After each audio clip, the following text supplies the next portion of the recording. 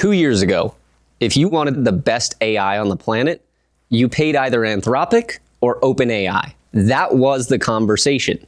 Open source was the bargain bin. Fine for tinkering, never for production. Today, a free model you can download tonight beats the best paid model from a frontier lab on real-world software engineering benchmarks. The gap on general intelligence benchmarks went from 17.5 percentage points to about 0.3% in a single year. The moat didn't erode, it collapsed. But here's what nobody on either side of this debate wants to say out loud. I want to welcome you back to Super Confident AI. Today, the real state of open versus closed war. Let me start with the number that should be on every founder's whiteboard. ChatGPT 5.2 runs about $1.75 per million input tokens, $14 per million output tokens. Run a meaningful production workload through that, you're looking at around $2,300 a month. Same workload on DeepSeek v3.2 through Deep Infra, you're about $168 a month. That's 13 times the cost. 13. For workloads where, honestly, your users can't tell the difference. I run a model agnostic platform. We route across more than 100 models. I'll tell you straight, most builders running closed-only stacks are not paying for quality. They're paying for the feeling of safety.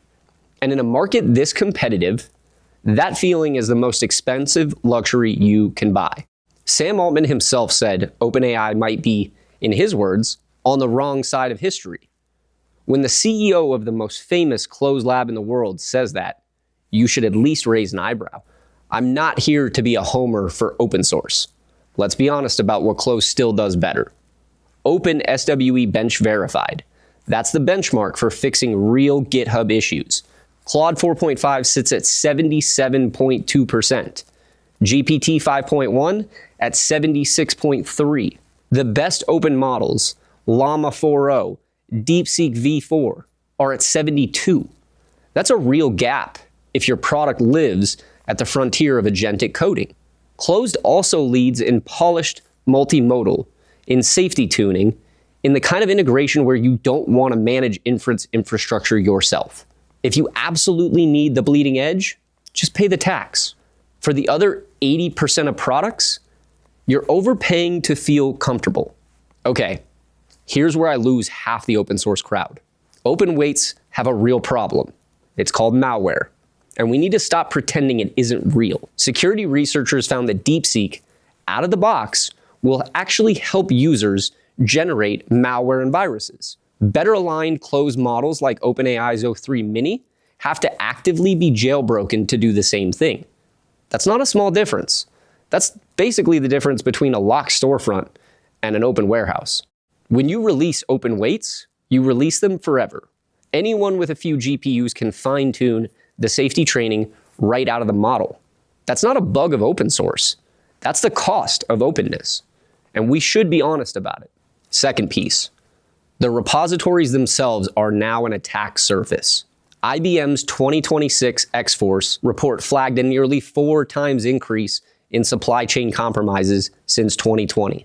Open source model repos have become a prime vector for malware delivery. Attackers post poison model files that execute arbitrary code the moment you load them. The 2026 Open Source Security and Risk Analysis Report, the OSSRA, found vulnerabilities doubled to 581 per codebase. 87% of codebases are at risk. 17% of open source components are now entering codebases outside standard package managers. Copy-pasted snippets, AI-generated code, direct vendor inclusions, they're all invisible to your traditional scanners. Third piece, AI-generated malware is breaking defenses we've relied on for decades. Signature-based antivirus works by recognizing known patterns. AI-generated malware can be structurally different every single time it generates. The cat and mouse game just turned into a cat and a shapeshifter game. Look, I'm not anti-open. My business runs on open routing. But anyone selling you open source AI as a pure democratization story is only selling you half the truth. The honest version Open source AI works exactly like open source software. Powerful, democratizing, yes. And it shifts a real share of the security burden onto whoever deploys it. If you don't have the team to vet the weights, use sandbox inference, and monitor outputs, you don't have an open source strategy, you have a liability. The question I'll leave hanging: should there be a minimum responsible disclosure standard for open model releases, like the security industry has for vulnerabilities? Or does any gatekeeping just become moat building by the closed labs dressed up in safety theater? Drop your answer in the comments. I'm genuinely curious. Here's a double shot on two related issues. The first, geopolitics. The biggest open weight releases right now: DeepSeek, Quinn, Kimi, GLM. They're all Chinese. The biggest closed source players? They're all American. Open source AI became part of US-China geopolitical competition after DeepSeek released R1 in January 2025. Is open source a Trojan horse, or the only thing keeping American closed labs honest? Both can be true, and they likely are. 2. Open washing. Read the license, not the press release. Meta calls Llama open source, but the license actually restricts commercial usage over 700 million monthly users. OpenAI flirts with weights, never the training data. There are 3 definitions of open: weights, code, and data. And most companies ship one and call it a revolution. If you're a founder, ask 3 questions before you commit. Can I see the weights? Can I see the training data? Can the provider yank access from me tomorrow? You'll know pretty fast where you actually stand. Here's how I think about it on my platform. 3 lanes. Lane 1, frontier agentic work that cannot fail. Legal review, high stakes coding, closed models, every time. Just pay the tax. Lane 2, high volume consumer workloads where margin is the game. Open weights with a closed model fallback. This is where you actually build your business. Lane number 3, sensitive enterprise data, financial, medical, all regulated. Open weights on your own infrastructure with real supply chain hygiene. Sign model cards, vetted weights, sandbox the inference.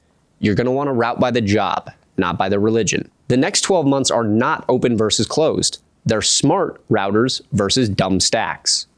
Founders who build optionality into their architecture will outlast founders who picked a team and prayed. If this episode hit, smash the like, drop a comment with which lane your product lives in, and I'll see you on the next show. This is Super Confident AI.